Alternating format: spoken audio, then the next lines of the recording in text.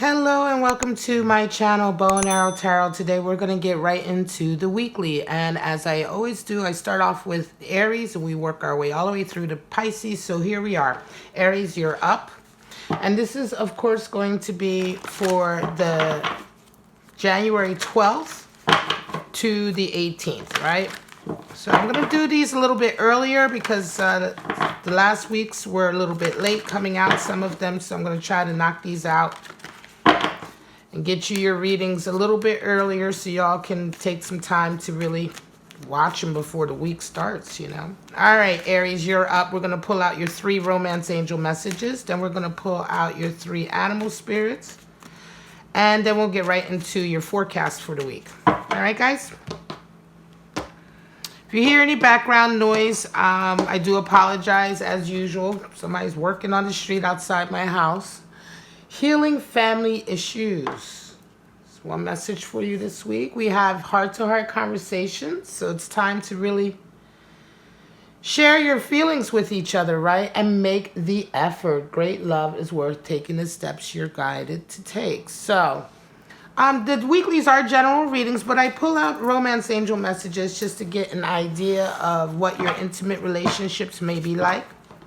So let's pull out your animal spirits for the week. Animal spirits can represent energies that are becoming available to you. They can represent individuals that you may be dealing with, or they can represent sort of stages in your life that you may be about to enter into or come out of. All right, so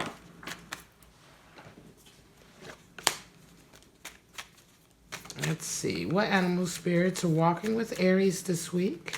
January 12th to the 18th. Show me.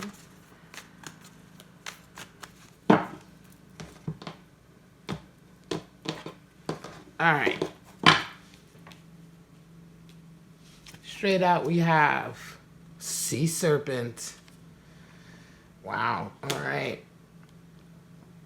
We have the whale, water energy. Now, the sea serpent, of course, is associated with the alchemical symbol for ether.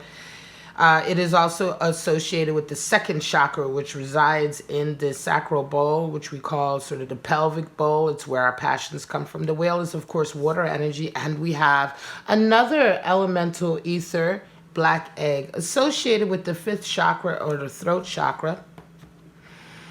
All right, so the sea serpent is, of course, has this sort of universal symbol of the snake eating its tail. It represents sort of the infinite in possibilities and potential. The sea serpent is representative of the 2nd chakra, which is where all of our sexual passions come from, our energy, our drive that brings us into the world. It's also where our creativity springs from.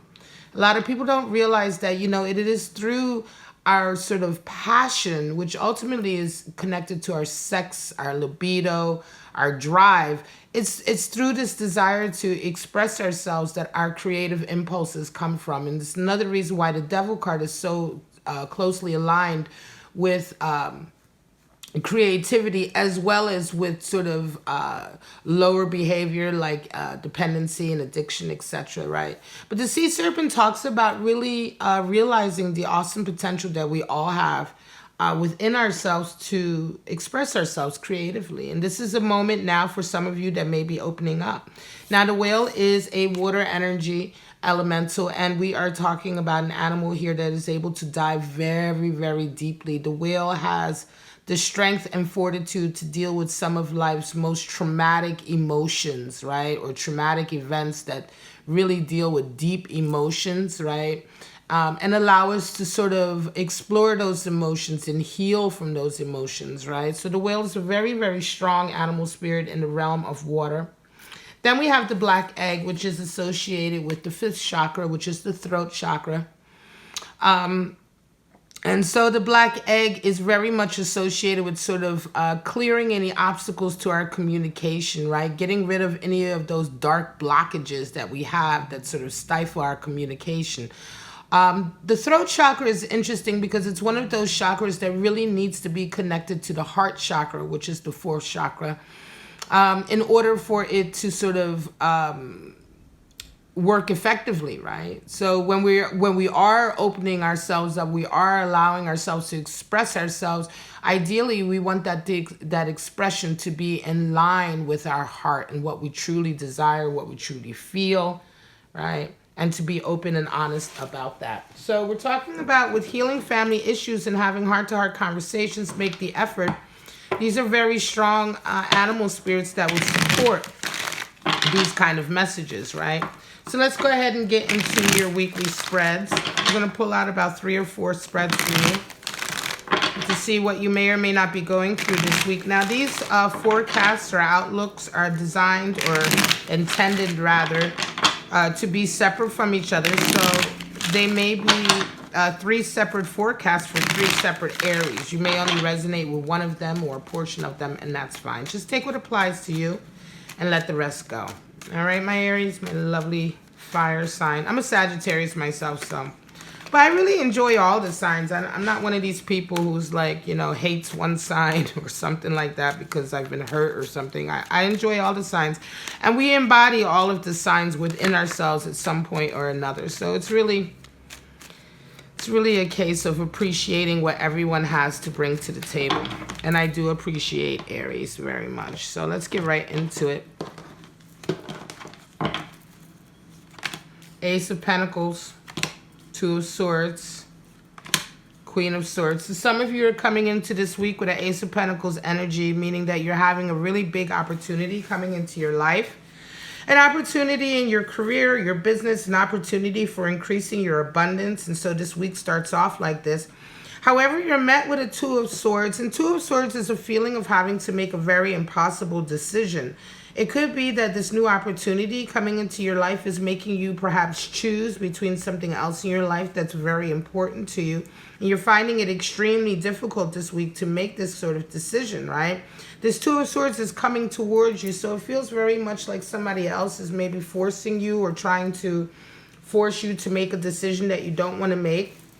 And at the end of the day, the 2 of Swords really talks about when you can't decide between two, take the third road. And the third road, of course, is balance. And ultimately, 2 of Swords is the card for balance, right? Finding a way to have all of the things in your life in a very balanced sort of connection, right? To be able to really make the most out of all your options. You round the week off with a Queen of Swords energy, and this is very much an understanding of sort of realizing that perhaps you may have been playing a particular role. You may have been sort of wearing a bit of a mask over who you truly are, and this might be the nature of you having to make this decision. It feels like for some of you, it could very well be a choice between family and your career or your career goals, right? And so you round off after you've been given this sort of decision that I think you don't really, I'm not going to say you resent it, but I think it opens your eyes to the fact that perhaps for some of you, you've been sort of playing the role that maybe somebody else wanted you to play, right? Maybe you've been sort of playing the role for a family, you know, putting yourself in a certain position because out of pressure. But in any case, Queen of Swords really talks about cutting that away and understanding that only bringing your true identity to the foreground is the only way you're going to be free from sort of pressures like a 2 of Swords pressure, and free to make the decisions that you truly want to make for yourself. And so you come out with this Queen of Swords energy, and it's like no longer will you sort of acquiesce to other people's desires. Now you're going to really sort of present yourself for who you are, and so be it if they don't like it. 8 of Wands, 7 of Swords, Empress energy. Some of you are coming into this week with an 8 of Wands energy, and 8 of Wands is all about sort of feeling overwhelmed, having too many emotions, or rather too many sort of messages coming in, too many sort of feelings there. It's very chaotic energy, and it's a need to sort of enforce your boundaries. 8 of Wands can also be people who are just constantly overstepping their bounds with you, and you're just realizing now is the time, enough is enough, right? And I'm going to say you do realize that because you round your week off with Empress energy, so I'm looking ahead to the 3rd card. And yes, I think by the end of the week, you realize that it's time for you to keep your energy for yourself and stop allowing people to sort of just keep coming in, right? This could be individuals constantly want to put their 2 cents into your life, right? And it's just causing a lot of chaos and confusion. Interestingly enough, though, you're met with a Seven of Swords. And the Seven of Swords is not only the card for futility, it's also the card for treachery. And I think that you find out that a lot of this chaos coming into your life is because someone in your life has really been working behind the scenes to sort of upset the balance. Seven of Swords is a card for treachery because oftentimes this is someone in your life who is close to you, someone you trust, who seeks to covet what you have. They love you in their own way, I guess, right? Whatever, love is as love does, but part of it is a very sort of sycophantish type of love. So it's like they want to be you, or they want to have your life. They want to have your blessings, or they want to have, whatever it is that you've worked for. They want it so bad they'd rather come and take it from you rather than work for that on their own. And oftentimes these people work in the shadows, right? You can see the figure there. He looks as though he's sneaking off. Unfortunately, usually when this is happening and you find out who it is really painful, because oftentimes it is someone close to you and it's someone that you least expected.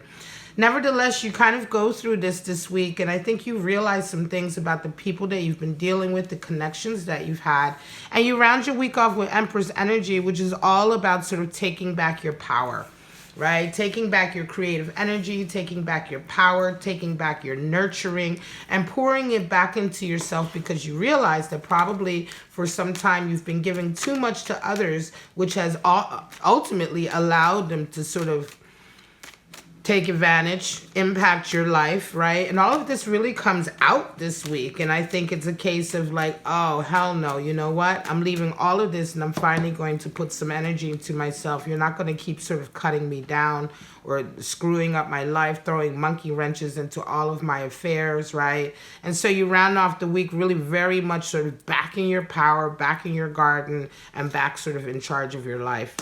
Page of Swords, Ten of Swords, Knight of Cups. Page of Swords is all about overcoming self-doubt and fear in the area of the mind and communication. All of the pages are associated with earth. They are always earth, just as knights are always associated with air. Queens are water, kings are fire. And so with Page of Swords, we have the earthy aspect of the mental, which is what swords represents, or of communication, right? And so here we're taking really, really practical steps, to sort of maintain a high level of confidence, maintain our self-esteem and our self-confidence, not succumbing to doubt or negative self-image, not succumbing to other people's sort of negativity that they try to put on you.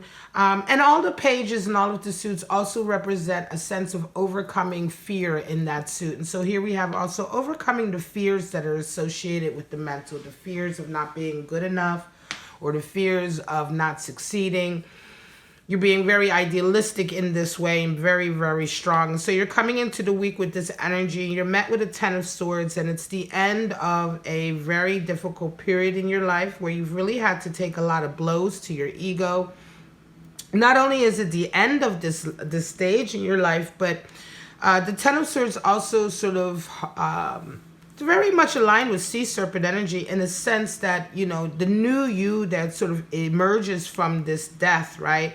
It's a new ego. It's a new you. It's a new way of seeing yourself. And ultimately, whenever the ego sort of transcends itself, we want that ego to become smaller, right? We want it to be a smaller version of itself. And ultimately, the new you, the new ego, won't be hurt by the same swords that it was hurt before. These swords can be anything. They can be things that we experience, like poverty, problems at work, strife with the family,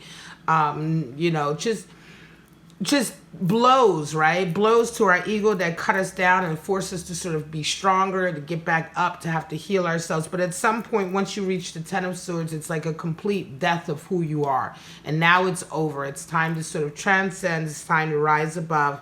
And so it's interesting, this kind of new self-confidence that this energy that you're putting into being very positive is really sort of a signal of the end of this. It could have been that a lot of this that you were going through here, through this stage in your life, was because of fear that you manifested, right?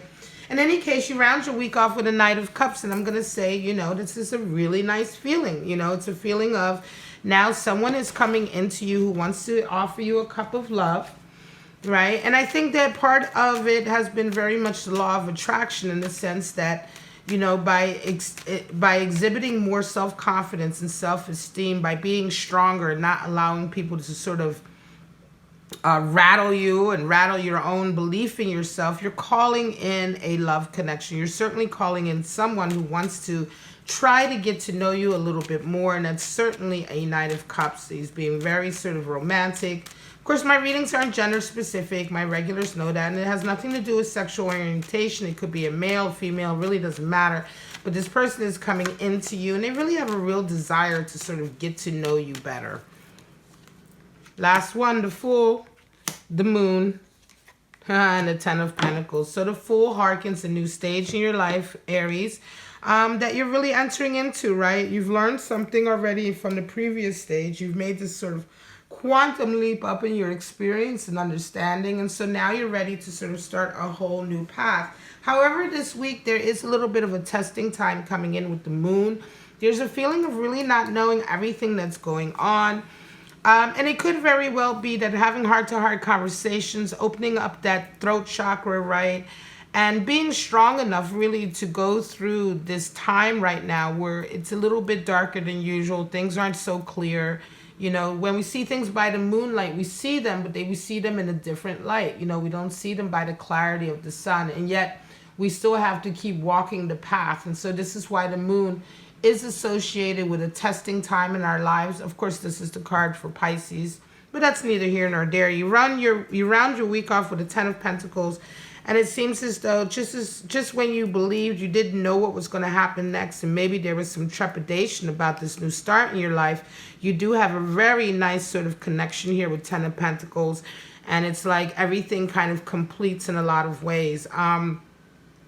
Sea Serpent talks about this too, sort of the ending being the beginning. This is why the serpent is always seen eating its tail. It's like the end is the beginning, you know, the Alpha and the Omega, right? And so in this way, the Ten of Pentacles indicates that you are coming to a period in your life where you've leveled up financially, and it could very well be, Ten of Pentacles can also indicate the wealth of having a good family connection, to having people around you, to having a lineage, having a union. All of this is the wealth of family. And so it's not only money that we're talking about with Pentacles, certainly not with the Ten of Pentacles. We're talking about the whole package. And I think that this is what you find out by the end of the week. You find out that you indeed have the wealth of your family, right? And it could well be that this has all come out of healing family issues.